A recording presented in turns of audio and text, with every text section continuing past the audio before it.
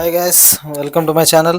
మనం ఈ ఛానల్ ఇప్పుడు 9th క్లాస్ FA 2కి సంబంధించినటువంటి కీని ఎక్స్ప్లెయిన్ చేసుకుందాం. సో ఫస్ట్ సెక్షన్ ఏ మల్టిపుల్ చాయిస్ క్వశ్చన్స్ ఇక్కడ మనం చూస్ చేసుకోవాలన్నమాట. 15 ఇచ్చారు, ఒక్కొక్క దానికి 1 మార్క్. ఫస్ట్ది, what is the synonym of the underline word in the given sentence? So ఈ వ్యాండర్డ్ అనే దానికి సినానిమ్ని మనం ఫైండ్ అవుట్ చేయాలన్నమాట. The old man wandered through the forest without any fixed path. So wandered అంటే ran, walked, roamed and wondered. So roamed ఎటు పడితే అటు తిరుగుతూ ఉండడం అనమాట. అంటే వితౌట్ ఎనీ ఫిక్స్డ్ పాత్, ఒక దారి అంటూ లేకుండా, ఒక గమ్యం అంటూ లేకుండా ఎటు పడితే అటు తిరుగుతూ ఉంటే వ్యాండర్డ్ అంటాం. సెకండ్ది, Ravi is just an amateur in painting. Amateur అంటే జస్ట్ బిగినర్ అనమాట. సో యాంటనిమ్ వచ్చేసి ప్రొఫెషనల్.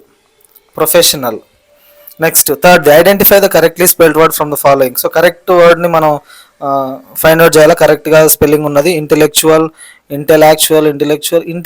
సో డి అనేది కరెక్ట్ స్పెల్లింగ్.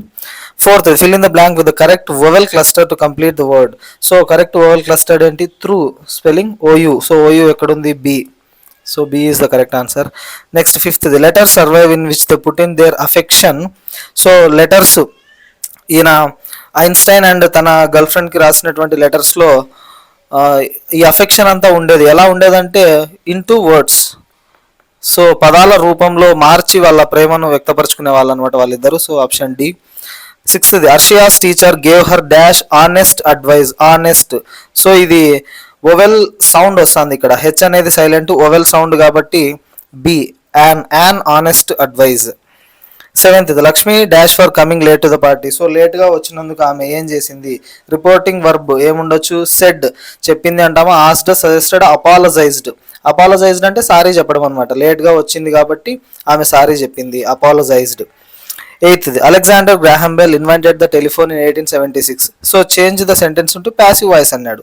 ప్యాసివ్లోకి చేంజ్ చేయాలంటే మనం ఏం చేయాలి? ఫస్ట్ సబ్జెక్టు, వర్బ్, ఆబ్జెక్ట్ని ఫైండ్ అవుట్ చేయాలి. సబ్జెక్ట్ ఎవరు ఇక్కడ? Alexander Graham Bell. వర్బ్ వచ్చేసి ఇన్వెంటెడ్. దేని కనిపెట్టాడు? అది object, the telephone. So object ముందుకు వస్తుంది అనమాట, the telephone. Next helping verb, suitable helping verb. ఇది పాస్ట్ V2లో ఉంది కాబట్టి V2కి సంబంధించినటువంటి సింగులర్. ఇక్కడ ద టెలిఫోన్ అనేది సింగులర్ కదా. సో పాస్ట్ టెన్స్లో సింగులర్ ఉన్నప్పుడు మనం వాడే హెల్పింగ్ వర్బ్ ఏంటి? వాజ్. సో వాజ్ ఎక్కడుంది? ఇది. సో మిగిలినవన్నీ రాంగ్ అనమాట. The telephone was invented in 1876 by Alexander Graham Bell. Option B is the right answer. Next ninth, in which sentence is the phrasal verb tuck up used correctly. Tuck up అనే దాన్ని ఎక్కడ పెట్టారు? టక్అప్ అంటే ఒక దానిలోకి ఇన్సర్ట్ చేయడం అనమాట. She tucks up the letter in her bag. Option A. Next 10th, when the thief was caught in the market people raised a loud. ఒక దొంగ దొరికినప్పుడు మార్కెట్లో వాళ్ళు ఏం చేస్తారు? Hue and cry. So idiomatic expression ఏంటంటే ఇక్కడ హ్యూ అండ్ క్రై. పెద్దగా ఈ కేకలు, పెడబొబ్బలు అన్నీ పెట్టారనమాట. బెడ్ ఆఫ్ రోసెస్ అనేది కంఫర్టబుల్ థింగ్ గురించి చెప్తా ఉంటాం. టర్న్ ఏ బ్లైండ్ ఐ అంటే దాని గురించి మనం పట్టించుకోకపోవడం. Pin drop silence. సో మనకు తెలుసు అది చాలా సైలెంట్గా ఉంటాయి. ఇవన్నీ కాదు, option A. Hue and cry అంటే గట్టిగా కేకలు, పెడబొబ్బలు అరిచారు అని చెప్పేసి. నెక్స్ట్, రీడ్ ద ప్యాసేజ్ చదివి ఆన్సర్ చేయాలన్నమాట. Bees may be small but they play an enormous role in keeping our planet alive. Every time a bee visits a flower it carries pollen from one bloom to another. This simple act called pollination helps plants produce fruits and seeds. Without pollination, many of the foods we enjoy, such as apples, cucumbers and almonds, would simply not exist. Beyond food, bees maintain biodiversity by allowing wild plants to thrive. Sadly, climate change, pesticides and habitat loss are threatening bee populations worldwide. Scientists warn that the decline of bees could disrupt entire ecosystems. Communities are now taking action by planting wildflowers, reducing chemical use and creating bee hotels. These steps may seem small, but they give bees the support they need to continue their critical work. Protecting bees is not just about saving insects, it is about preserving balance in nature and ensuring our own survival. Source వచ్చేసి National Geographic Kids, bees the tiny super heroes of nature అనే దాని నుంచి. What is the process called when bees transfer pollen between flowers? So ఈ flowers మధ్యలో pollen పొలెన్ని transfer చేసే ప్రాసెస్ని ఏమంటారు? పాలినేషన్ అంటాం. So option A. 12th, according to the passage which food would disappear without bee pollination?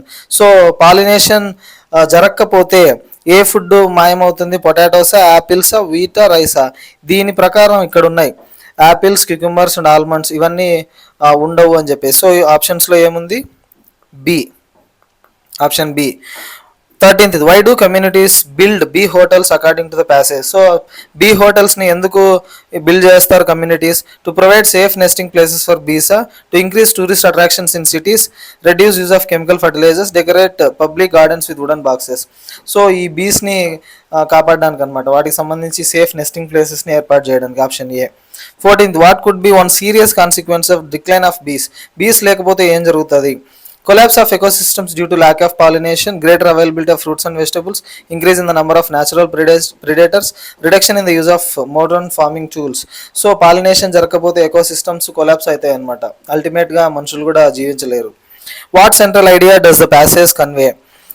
దేని గురించి చెప్తుంది? బీస్ ఆర్ డేంజరస్ ఇన్సెక్ట్సా? No. Bees are essential for life on earth. Bees should be replaced by machines. No. Bees live only in gardens. No. So option B is the right answer. Next, section B, answer the following questions in your answer booklet. So in the kingdom of fools supplementary reader నుంచి ఒక passage ఇచ్చారు 16th the. This is no place for us, let's go, he said to his disciple, but the disciple didn't want to leave the place. Everything was cheap here, all he wanted was good cheap food. The guru said, they are all fools, this won't last very long and you can't tell what they'll do to you next. But the disciple wouldn't listen to the guru's wisdom. He wanted to stay. The guru finally gave up and said, do what you want, I am going, and left.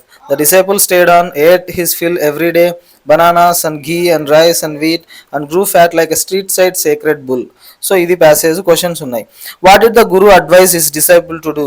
So తన గురువు తన డిసైపుల్కి, తన శిష్యునికి ఏం చెప్పాడు ఇక్కడ అంటే ఏం చేయమని అడ్వైజ్ ఇచ్చాడు? తను ఇచ్చినటువంటి అడ్వైజ్ ఏంటి? ఇదన్నమాట. This is no place for us, let's go అని చెప్పాడు. That place is not for them and he wanted to leave that place, అది advice. Why did the disciple refuse to leave the town? ఎందుకు తను వదిలేయలేదు? ఎందుకంటే everything was cheap there, ఇది రాయాలన్నమాట. Everything was cheap there, all he wanted was good cheap food. So అందుకు తను వదిలిపోలేదు. So everything was cheap here నుంచి all he wanted was good and cheap food, ఇక్కడ దాకా రాయాలన్నమాట. Next 17th, read the following poem. ఒక poem ఇచ్చారు.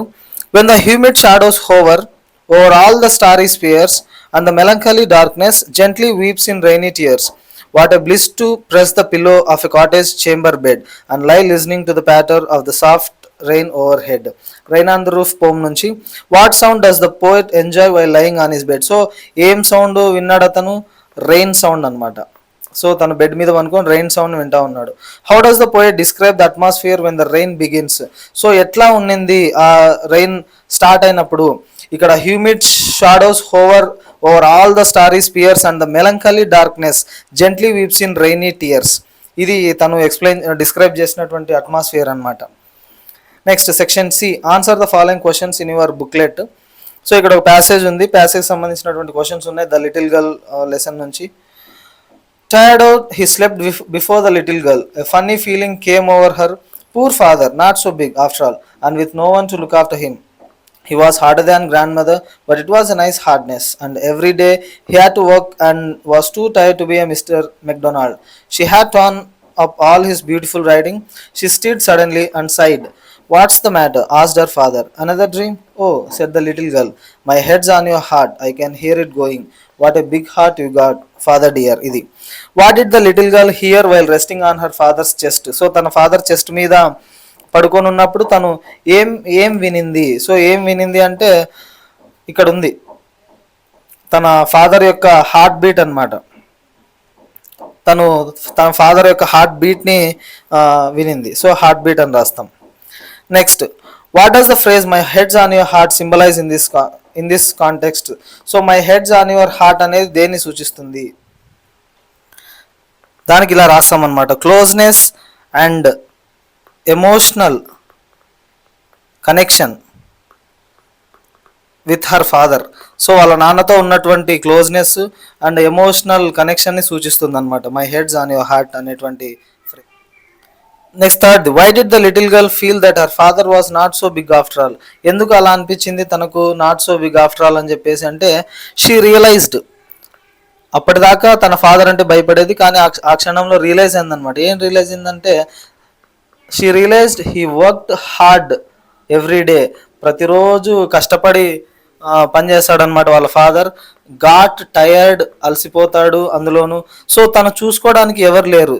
And no one is there to look after him. No one is to look after him. వాళ్ళ నాన్నను చూసుకోవడానికి ఎవ్వరు లేరనమాట. So అందుకు తన మీద కొంచెం ఆ ఫీలింగ్ కలిగింది ఆ అమ్మాయికి అలా. Next fourth, what change in the little girls attitude towards our father is shown in the passage. So ఏం చేంజ్ వచ్చింది అంటే తన యాటిట్యూడ్ చేంజెస్ ఫ్రమ్